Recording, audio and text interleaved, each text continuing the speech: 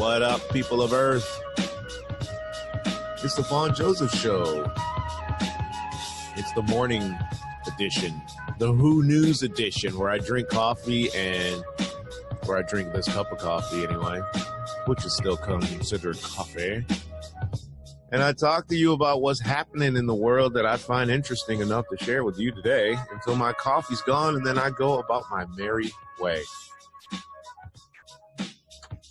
Y'all didn't know I was a poet, and you know it. I just woke up, man. It's a late night. I'm trying to get prepped for staying up late for the Super Bowl, which is in a couple days. Hopefully it lives up to... Hopefully it doesn't live up to expectations. Super Bowls are generally one-sided affairs. The playoffs have been absolutely gorgeous this year. It's been a lot of great play, a lot of great teams, down to the last second football. One of these days, I'm going to get this camera situation sorted. I'm trying to get I need to bring the other half of my desk down here so that I can sit and face you guys like I should. Anyway, I'm working on things, you guys. I'm working on it now. I'm working on it. Melly Mel and the Furious Five. Let's get to some news and get you on to your day. I don't know why I'm talking all weird like that. I'm sorry. We're going to talk about stuff I find on TMZ today, Gossip, MSN, The Mirror, and let's turn that down a bit. And, of course, what's happened on this day. This is how we start the podcast every day. So on this day, this February, is it the 10th already? 4 days until Valentine's Day, guys. 4 days left to get roses before you get ripped off. On this day, 1950, Mark Spitz was born. If you don't know who Mark Spitz was, look it up. American swimmer. I didn't know. This is an embarrassing moment I'm going to share with you guys right now. Besides the fact that I just rolled out of bed and put on gym clothes, so I probably have like all kinds of stuff going on in my face. But when I was a younger man, when I was a young boy, I'll say younger man, probably about 13, I was on the swim team. I was always last place, always swam 100 meter. That was as far as I could go. I had asthma. I just couldn't swim very well, but I liked swimming. So the other school in our school district was called Andover. I went to Losser back in Bloomfield Hills, Michigan, if you're listening from back home and care. And Andover had a heck of a swim team, right? Losser, no. I was on that team. Anyway, let's wind this up because I tend to talk too long, and I'll be running out of coffee and won't get to the stories. But there was all these parents, and we had a swim meet at Andover, and there's all this kerfuffle. Is that the right word? And there's a guy, and everybody's like, "Ooh!" And there's parents, and I'm like, "Who's that?" And this woman, she was a parent. She goes, "Who's that?" or something to that effect. I don't remember. This was 40 years ago, almost 35 years ago. It was Mark Spitz, Olympic gold medal swimmer Mark Spitz, equivalent to today's what's the guy that was caught smoking weed? I don't remember what his name is. He won all the gold medals. That guy. Anyway, so I wasn't embarrassed. Anyway, moving on. I was that close to Mark Spitz and didn't even realize it. That's been the story of my life. I'll be around celebrities when I lived in LA, and I'm like, I don't know who that was. Just the guy that was complaining that the music was too loud in the gym. Glenn Beck was born today, 1964. He's an American television and radio personality of the Blaze. And, yeah. Why am I saying that Shirley Temple has just died today? I thought it was yesterday when we did yesterday's show. If I gave the wrong date, my apologies. Let's move on. This says February 10th. Again, we have the Chessmaster stuff up here. Anyway, moving on. Thanks, Britannica.com. Today is National Giving Hearts Day. It's also National Cream Cheese Brownie Day. Holy shiza. That is the day I want to be celebrating today. Cream cheese brownie day. I make a cookie called a chocolate orgasm cookie, very similar to that. Cream cheese with a chocolate chip layer on top and bottom. It's in like brownie format. Oh my gosh. It's also National Home Warranty Day. What a unique day to celebrate. And I say that, and followed by National Umbrella Day. Yeah, all right. Valentine's Day, you guys. 4 days away. And Super Bowl's 3 days away. So moving right along, let's have a sip of coffee here. I got to get to the gym in an hour less. I got some 20-year-old muscle guy waiting to beat me down in the gym. So I got to get this coffee and energy up so that I can handle the session. Where are we starting? We always start with TMZ, I guess, just to get you almost engaged. Snoop Dogg sued for sexual assault. Rapper calls it shakedown. Guess the workout women flexing in this cheeky pic. And all I see is short shorts. And I can't say that on this podcast. Bob Saget died from brain bleed after hitting his head. Okay, so that makes sense to me. And it's unfortunate because I actually know someone that had that similar fate. Befell that similar fate. So shout out to my girl Clownalyn Monroe. She was a clown, so kind of like Marilyn Monroe, but Clownalyn Monroe. Actually got a picture of her, me, and Psycho Charger and Josie Catman somewhere on one of my profiles somewhere. I met her in L.A. when I went home and did some interviews. And I was going to interview her on my podcast a few months later or whatever. She had just returned back, I think, from Atlanta. And she was back in LA, living in LA again. And we rescheduled it because something came up, and she ended up hitting her head, maybe in the shower, went to bed, and never woke up again. So unfortunately, that interview never happened.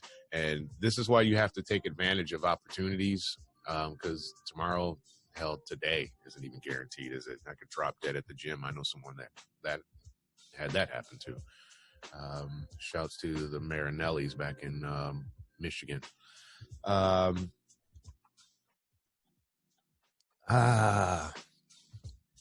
right.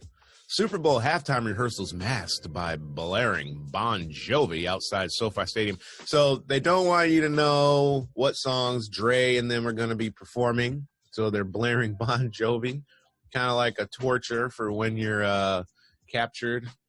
And they were blaring like Slayer or something like that. So the Super Bowl halftime show is being protected at all costs, with organizers blaring rock music outside SoFi Stadium during rehearsals to keep the highly anticipated performance under wraps. Dr. Dre, Kendrick Lamar, Snoop Dogg, Mary J. Blige, and Eminem have been perfecting their 12-minute set, with the big game just days away. And TMZ Sports has learned anyone within earshot isn't hearing any of it, thanks to a pretty clever plan. We're going to play rock music. Anyway, moving right along. Ireland Baldwin reflects on Alec Baldwin calling her thoughtless little pig 15 years later. Do we care? Nah. Okay. This is something I actually am going to go watch later now that I'm reading this headline. Lisa Ray McCoy, I've shot people, been to jail, opens up on It's Tricky with Raquel Harper. Wow. Lisa McCoy has some stories to tell, apparently, including why she's been to jail multiple times. Wow. And she's not the least bit ashamed, because she says they paved the way to her success. The actress got beyond real on the new podcast, It's Tricky with Raquel Harper. Who's Raquel Harper? And how does she get Lisa Ray? I want Lisa Ray. Can I get a phone call? Lisa Ray, can I get a Zoom interview? Lisa Ray is the Brat's. Is it her sister? Brat tat tat tat.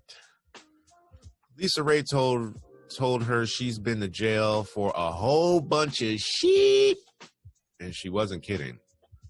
According to this clip, because she comes clean about pistol whippings, getting into fights, and even shooting people. Wow. So that's something you might want to check out. Is this just a clip or is this the whole podcast? Let's see if we can get this in. This episode is brought to you by Whoop. Nope, that's a whole episode. We're not promoting that. Thought it might just been a clip. This might just be a clip. Is this just a clip? I want to hear this. I'm intrigued. And it's always been through the years people saying that I'm so real, I'm so down to earth, but I come with experience. For me to be the age that I am, I have done an awful lot. I really have. And things that I could keep in the closet, but for what? Because I'm not embarrassed about it because it helped me become who I am now. It's things people don't even know that I've done. I talk the way I talk because I can't. What are some of the things that you've done that people don't know? Of course I knew that you were going to ask me that. I should have been ready. Like just name 3 tricky shit that you've done. I've been to jail. Jail for what? A whole bunch of all kind of shit. You've been to jail a couple times? Yeah. How many times you been there? I done shot somebody. I done pistol whip folks. I done had fights. I'm not the average pretty girl that's afraid to break your fingernail. Wow. That's interesting. Lisa Ray's a gangsta. She's beating people's butt on the streets. I love it. You can check that out at Raquel Harper's Tricky podcast. Anyway, Lisa Ray house burglarized, 130 to 60,000 in valuable taken. Wow, just a lot of trouble. David Spade flips longtime mansion for $19.5 million. Wow, that guy is balling out of control. David Spade is low key. I mean, he's a huge star, but he's like low key. David Spade just got a lot richer, not that he needs the loot, because he flipped his longtime Beverly Hills mansion and cashed in at $19.5 million. For context, he plunked down $4 million for the 4 bedrooms, 7 bathrooms. Shouldn't it be the other way around? Why do you need 7 bathrooms, almost twice as many as you have for bedrooms? I used to live in how many bedrooms was in that house? 1, 2, 3, 1, 2, 3, 4. That was a 5-bedroom, and we had 1, 2, 3, 4 bathrooms. See, that makes a little bit more sense. Anyway, so he made a bunch of money, but he's made a bunch of renovations to the house as well. No one really cares. I mean, I hate talking about people's money and stuff like that. Kevin O'Leary, fraud.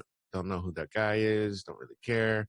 Kurt Warner, St. Louis Rams MVP quarterback. Iowa-born Kurt Warner was thrust into the spotlight for his very first year as a starting quarterback for St. Louis Rams, and he led the offense on what was called the greatest show on turf. I remember that, which culminated in their win over Tennessee Titans 23-16 at Super Bowl. What is that? 34, it looks like, and even scored Warner the honor of being named Super Bowl MVP. Warner's success was so inspiring, his story was made to a film last year called American Underdog. That's what happened with Matthew Stafford. I mean, somebody posted something somewhere and I saw it, and I thought this before I even saw it. Good for Matt, because Matthew was always a good quarterback in Detroit. You always see him, he's the youngest quarterback to reach however many thousand yards, the quickest to reach that many yards. And, he had all these awards or records, etc.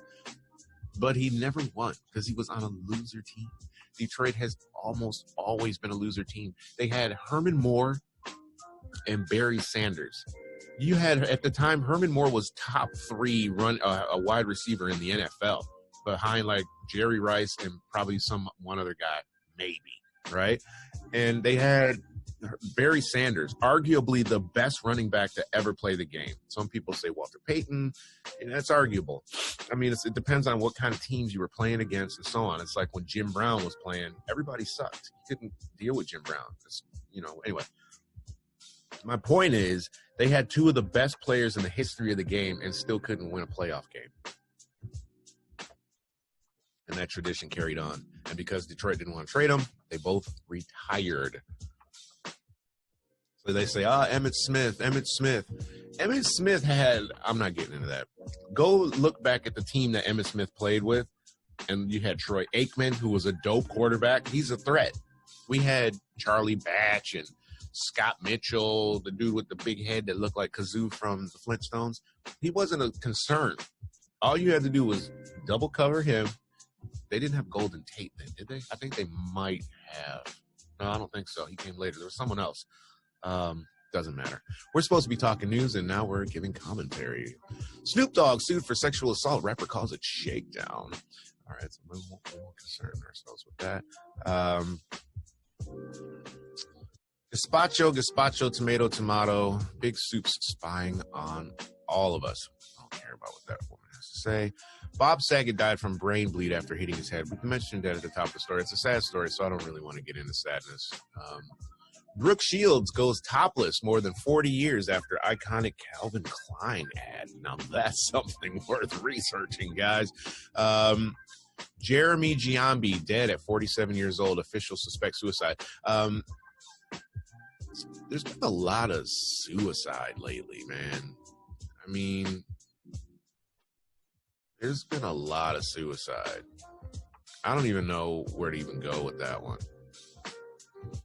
Purdue University, campus cop accused of police brutality. Man, I won't even go to America. Snoop Dogg, new owner of Death Row Records. Now that's something to talk about. Snoop Dogg just became the top dog at Death Row Records because he now owns the label that launched his career nearly 30 years ago. That is what is up. Shouts to Snoop Dogg on that one, bruh.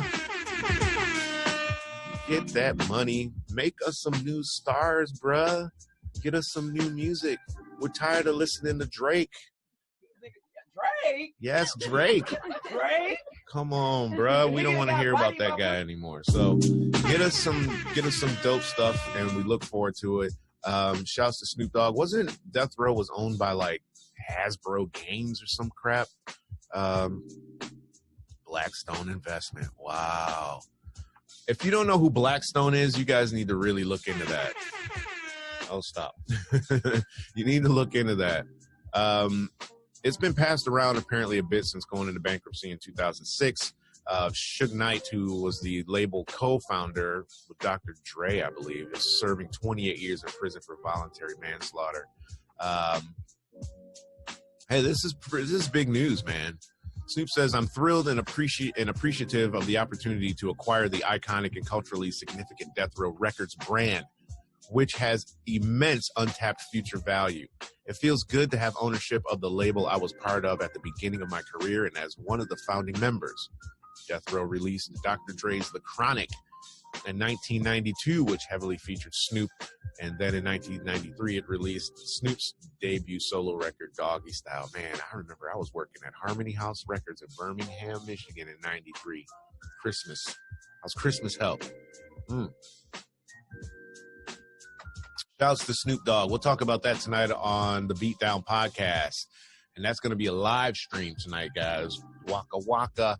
If I get the software working.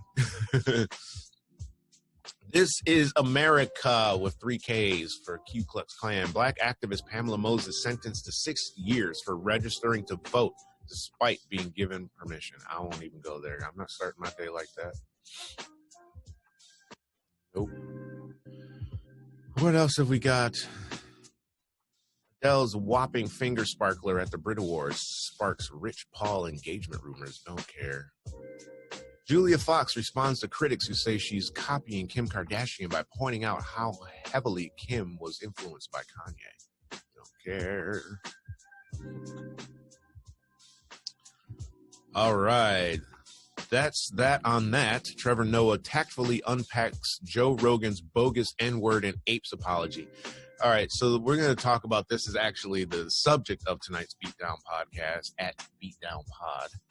N-words and C-words. I'm going to have to read this later. Trevor Noah has a way of communicating that typically makes his point of view, easy to grasp.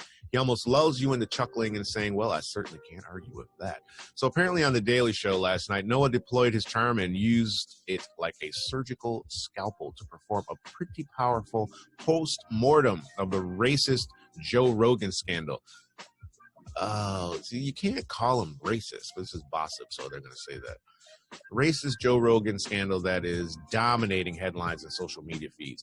We're positive that the Roganettes will argue with that. I'm arguing with it because I don't think the guy's racist. He said some racially insensitive stuff. I mean, I've been listening to his podcast for a little while now, maybe 2 years, maybe. You know, I've been around racists, so I have something to reference. People that I was like, man, what did he just call me? Not knowing that I was me, Jim. So, I don't see that from him. I just don't. But I could be wrong. I've been wrong lots of times before. But anyway, what did Trevor Noah say? I want to hear about the stuff's not even in the article. So he apologized. And I don't understand this. This kind of stuff drives me nuts. So there's no context in here as to what Trevor Noah even said. Unless I got to watch this video. I don't want to. Anyway, here's a story about the N-word, and I'll probably use this again later on tonight, and if I remember or if it comes up. So I used to live in the Hollywood Hills, right? A lot of wealthy people. I just was fortunate enough to have a rental property in the middle of it all. And I was walking my dog one day down the hill, and one of my neighbors about 4 or 5 houses down was having a party. It was summertime, windows were open, and they were listening to Biggie Smalls. And the N-word was coming out of that house like smoke from burning toast in the kitchen. I mean, I wish I had a better analogy, but it's early. And I'm only about halfway through this coffee. And there was nobody black in that house, I guarantee. There was nobody black there. So my point is, people say stuff and they don't necessarily attach its true meaning. Well, we know what the true meaning of the word is, and I'll get into that on the podcast tonight as well. So if you don't know, now you'll know. Anyway, falling out of my chair. So we need to move on because my coffee's getting cold. We'll get to some real news, and then we'll get to some weird news, and then we'll get you on with your life because this has been slow. Oh, wow. Betty Davis, who was Miles Davis's ex-wife, dies at 77. That's sad news. She was the queen of funk. Ugh. Sorry, guys. That's disgusting. I know. 31 vehicles smash as drunk driver crashes through red light and sets homes on fire. Wowzers. Ending COVID self-isolation in Scotland unwise, experts warn. I need one good story, guys. Just give me one. Just give me one. Wayne Rooney, I don't care about that guy. Killing Eve. I was trying to get on that show. I didn't get the job, so we're not going to read about that. Megan Fox and Brian Austin Green finalized divorce. Megan Fox is available. What's up, girl? Anyway. I don't see anything on this feed I want to read to you today. Come on. Okay, that's a white page. The show car origins behind Red Bull's fake RB18. Scientists unveil most accurate virtual representation of universe. Yawn. It's flat, duh. Kidding. I kicked myself after the Scotland game. It wasn't good enough. I'll play harder next time. Easy kettle tricks could knock 329 pounds off your energy bill when making tea or coffee. All right, cool. I don't care about these. These topics are boring. That's a sad story. That's a sad story. Pregnant Pakistani woman has 2-inch nail hammered into her. What? I'm not even going to read that. That's just terrible. Let's get on to some funny news or something less stressful on your brain and get you out of here. Okay, here's a headline feed. This is the button we were supposed to be clicking on. UK sends triple warning to Vladimir Putin not to invade Ukraine. It's about to get wild. Man, I'm concerned, legit concerned about this stuff. Florida couple who forced adopted son to live in box arrested. Where's the good news in all of this? Cocaine worth $3 million smuggled into London with crates of limes. I was wondering why that lime was so good last night. Bump, bump, bump, bump. Boris Johnson could face 10,000 pounds of fines in an event of COVID breaches. 10 grand, really? Anyway, forget this. Man races to save woman washed up on beach only to discover it's a headless sex doll. You know, gotta click on that. All right. Chris Ford, a 67-year-old retired photographer, was looking for driftwood on Chesil Beach in Dorset when he stumbled across a silicone female body lying face down. If anyone's interested in buying the website siliconetit.com, holla. It's up for sale. The pensioner had the shock of his life when he raced to save a woman washed on the beach, but discovered a human-sized headless sex doll. I've got to sneeze. The retired photographer said he always feared he would discover a human body during one of his regular sweeps, but was relieved to discover the victim was just a sex doll. I love that they got little black tape marks over on the picture over the boobs and private areas. Oh dear, it's plastic, you guys. Come on. He quickly called his partner over to take pictures, and they both left in hysterics, speculating where it came from. I don't know, but I'll tell you, those sex dolls that we were selling on my website, siliconetit.com, don't we still have datingformen.com too? I have so many websites. I forgot all about that website. I don't even use it anymore. Let's see if it's still even up. No. Anyway, but those dolls are expensive. He could have resold that thing. I don't know what kind of material it was made of. I'm always out collecting driftwood after storms, so I fully expected to see a human body one day, but never this. It certainly made my day. It just caught me by surprise, but we can only speculate where it came from. That's funny. That is funny. Funny. Anyway, what else do we got? Can we get something else? Can we get another story? Because I need to get out of here. I got to go to the gym. Cosmetic nurse warns against dangerous social media lip plumping hacks. If you do something that stupid, you deserve to have a messed up face. Period. That's your fault. Board security guard allegedly ruined $740,000 pound painting. So it's about $1 million painting on his first day at work. Should we click on it? Should we take the bait? All right, we're taking the bait. Nah, we're not taking the bait. Oh, ex-Disney princess says you should never tip the cast members. Just £4 could get them fired. No, just don't take the money, boo. If you want to take £4, two 2-pound coins, were they going to give you a $5 and be like, hey, here's some change? What are you talking about, £4? Couple renovating their home find treasure worth $33,000 under the floorboards. Okay, I'm intrigued, and then we're getting out of here. So, a man and his wife stumbled across a treasure worth $33,000 under the floorboards while renovating their basement and have dated the find back to the early 1950s. Almost all of us dream of having a little more cash, and who among us wouldn't love to just stumble upon a rare artifact worth thousands while cleaning out the loft? Doesn't happen to many of us, but for one man and his wife from Cleveland, Ohio, that's almost exactly what transpired when they decided to renovate their basement. Started ripping through parts of the basement. The man found 2 unassuming green and gray suitcases and initially thought he may have stumbled across a collection of sports cards, or other collectibles, maybe comic books. All right, instead, the man and his wife got to skip the hassle of trying to sell the items inside the... What was in the boxes? Did I miss it?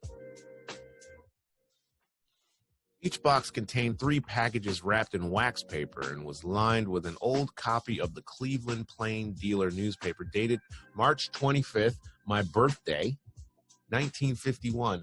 Not the same year, but March 25th, my birthday, is the day you should send me gifts and at least nice messages, which is presumably when the packages were stored. Ooh, wow, money. Damn, this is bank robbery money, yo. Opening up the first suitcase, the man and his wife were stunned to find a total of $23,000 inside, with all of the bills being dated somewhere between 1928 and 1934. The man said, "We were freaked out at this point. This doesn't happen to us." The second package didn't have any 20s. It was all 50s. What is going on here? This is out of control. Some of the bills were rarer than others, some brown notes, a gold certificate, and some star notes that were nearly uncirculated, all bills from 1928 to 1934. The couple were even in bigger shock when they opened the second suitcase to find even more cash hidden inside, giving them a total of $43,000. And while many of us might take that cash and go on a spending spree, the man and his wife were more reasonable with their little income boost. The man explained, "This was a wild ride for us, and I hope you all enjoyed it too.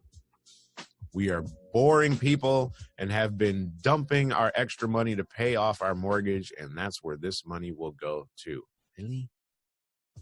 That's artifact money, bro. You need to... Americans be doing some dumb stuff sometimes. Anyway, that's it for me. That's it for you. You can go outside and do what you want to do. You forgot I was a poet already? It's only been half an hour, yo. Have a nice cup of coffee. Go out there and enjoy National Cream Cheese Brownie Day, or National Home Warranty Day, or National Umbrella Day. Whatever you choose to celebrate. Celebrate it with fervor and enjoy the rest of your week. It is Thursday. It is almost the weekend, and I am going to the gym to get my body destroyed by this 22-year-old kid. We're supposed to be doing my workout today. That's not going to happen. I got nothing for back. Nothing exciting.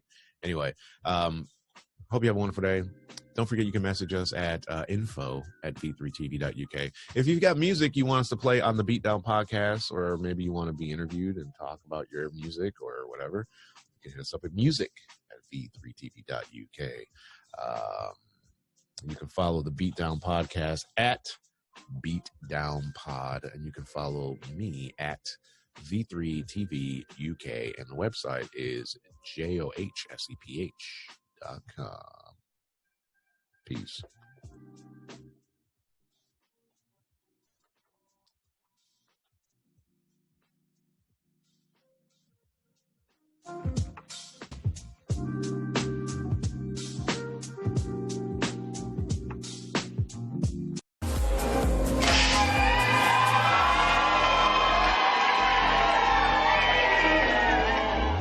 These ones or these ones? Saw an episode of Intervention. And I know I'm fine. Illinois, Mr. Robert Bobby McNeely. He is going to join us tonight. Hi everyone, welcome to the show. My name is Elaine Zhang, and today I am here with Eli Seal, documentary filmmaker.